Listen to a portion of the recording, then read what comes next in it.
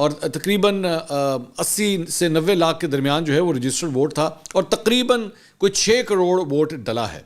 اس 6 crore vote میں سے تقریباً 16 لاکھ ووٹ جو ہے وہ ریجیکٹ ہوا ہے، تقریباً اتنا ہی ہے جتنا 2018 کے الیکشن میں ہوا تھا، لیکن 2018 کے الیکشنز بھی جو ہیں وہ کنٹروورشل الیکشنز ہیں۔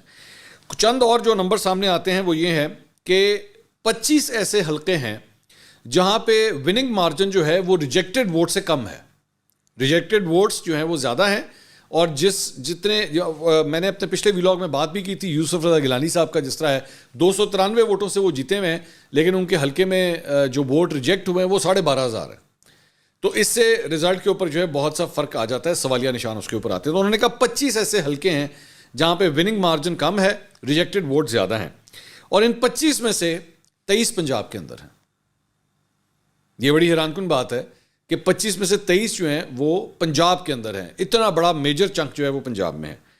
اور ان 23 میں سے 14 ایسے حلقے ہیں جو ایکچولی مسلم لیگ نون جیتی ہے،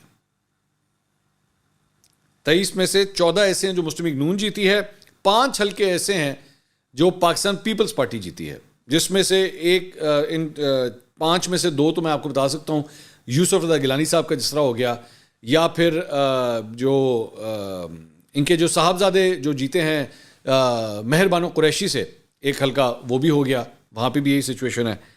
اور 4 ایسے حلقے ہیں جہاں پہ پاکستان تحریک انصاف جیتی ہے، جہاں پہ وننگ مارجن کم تھا، ریجیکٹڈ ووٹ جو ہیں وہ زیادہ تھے۔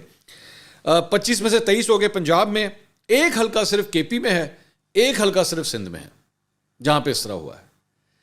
تو بلوچستان کا بھی ذکر نہیں ہے اس میں، اور یعنی کہ کے پی اور سندھ کے اندر نسبتاً لوگوں کو ووٹ ڈالنا جو ہے وہ زیادہ بہتر طریقے سے آتا ہے۔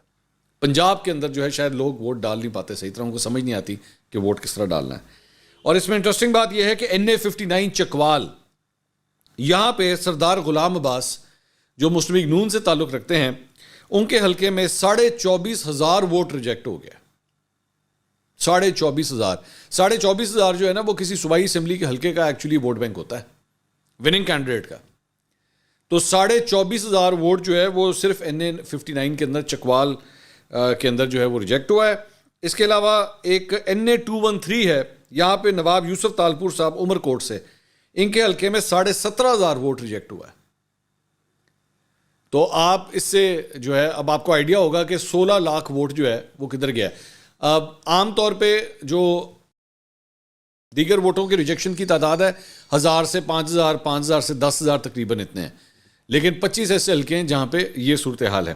تو ایک بات یہ، دوسری بات یہ کہ